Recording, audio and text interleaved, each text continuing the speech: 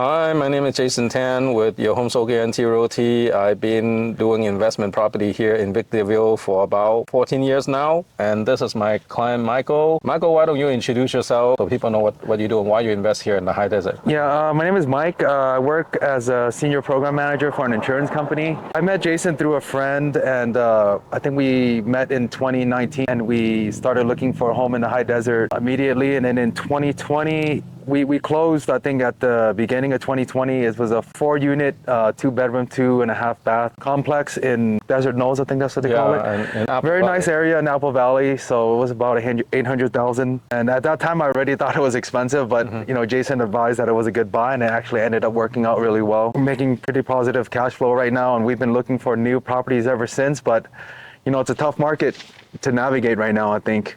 Yeah, I believe you have made like 3 offers, right? And yeah, nothing has been accepted, and it's just tough. And right now we are here looking again. Yeah. We just looked at one in Victorville, 2-unit for $480, right? Something like that. And now we're here looking at new construction. And I think, it's good. I mean, we all live in Southern California, and in the area that we live in, the San Gabriel Valley, housing prices are really expensive. So, to invest in that area, you would think that like the houses are more than 2 times what you're paying in the high desert, but the rent is not twice as much. So, I mean, as a finance person, I think that it makes more sense to invest in this area because you get a better bang for your buck, and the return on investment is going to be better. So how was your experience like finding tenants up here in the high desert? Was it easy? The quality of the tenant, are they okay? Yeah, I think in the units that we have, you get a mix of not so great tenants with, and then some with not so great history. And then you also get some with pretty decent credit history and quality. So it's a mixed bag, but we were able to find really good tenants, and we haven't had issues so far. And when you first bought your property, some of the rent were pretty low, right? And then, as I told you, as time go by, some of them going to move, and then you're going to be able to bring the rent to market. Yeah. That's when you make good profit, was it? Yeah. True? Yeah, that's also true. So I think right now the challenge is the multi-units that we see, like the rents are really low and the houses are pretty old, but when there's opportunity, we bid and, we get outbid or, whatever, but we just keep trying. So that's the only thing.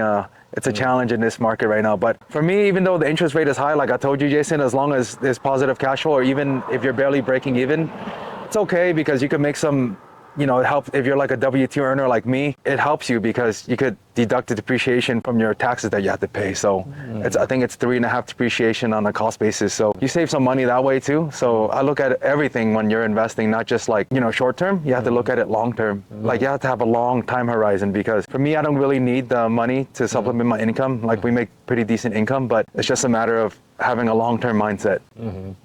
So I know I talk to a lot of new investors down the hill about the high desert. They always have a concern that, people will not rent a place. And who lives here? What do they do for a living? What would you advise those people about investing in the high desert?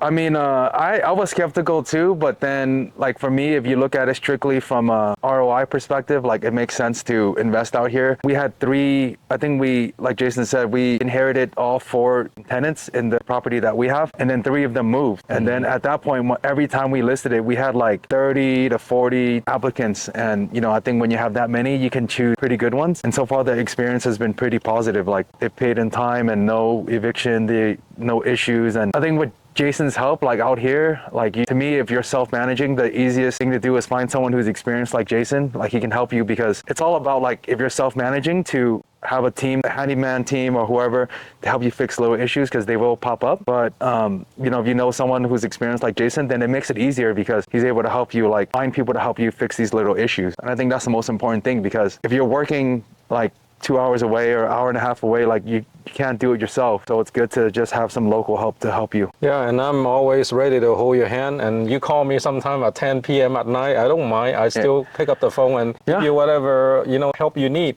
Yeah. And what about your tenant that you found lately? What do they do for a living? That's another concern that people have. Like, what's there in the high desert for them to do to make money to rent your house? So, I mean, in this area, I think if you think about it, like the minimum wage in California, I think it's going to be $20 soon. So, if you're thinking about like people renting out here anywhere between $1,500 to like $2,000 for each unit, like that's not a lot, right? Like, so if the person makes $20 an hour, and there's so many new construction and like chain restaurants here in Victorville and Apple Valley, that you will find people like just because I think if you have like an investor mindset, like just because people like you don't want to live here, there's other people that live everywhere, like you mentioned. So for me, it's like some of my tenants, they work at a college, and then some people they work like one of my tenants, his father has a small business, so he works out here. Another tenant, his dad like owns like a carpet cleaning. You know, tenants have all kinds of jobs out here, but you will find people. It's just the demand is here, and in California, people want to live here. It's just a matter of taking the chance. And I keep wanting to invest out here. It's just tough right now. What's their average income? What's their income like monthly for your? I would say like we usually look for like 3 times income, anywhere between 2.5, 3 times. So if we're renting it for 2,000, we're looking at maybe around 6,000 household income gross. So far, it's been pretty decent, and there's a lot of software and different companies that you can use to screen. Like you could use Zillow or Avail, Tenant Cloud. There's like a bunch of companies that you can use to help you manage like virtually, and it's pretty easy to screen good tenants. And for us, we ask them for their history, make sure they have 3 months of rent in their bank account and things of that nature. So it's been pretty good. And in the 2 years that we've had property, like I feel pretty confident in self-managing, even though I have a full-time job. Yeah. Okay, that's good. I think for buying investment property, you need to keep it 10 years. Yeah. If you keep it 10 years, you should make good money. Yeah, I think so. Yeah. And some of my clients, including your friend, not even 10 years, they already made over $1 million just from the appreciation. Yeah. That doesn't even count the rent that they collect every month. Yeah, and our property, like it went up quite a bit already in the 2 years that we've had it.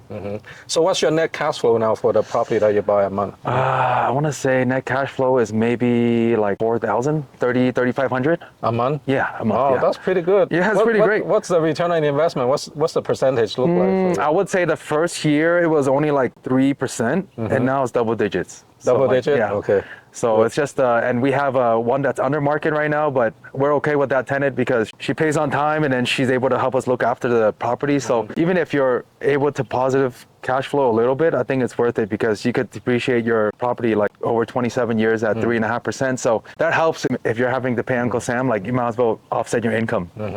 Good. So, Well, congratulations. You made a Thanks, Jason. good investment. Yeah, Hopefully thanks to you'll you. find Thanks to you. Yeah. more to buy. Yeah.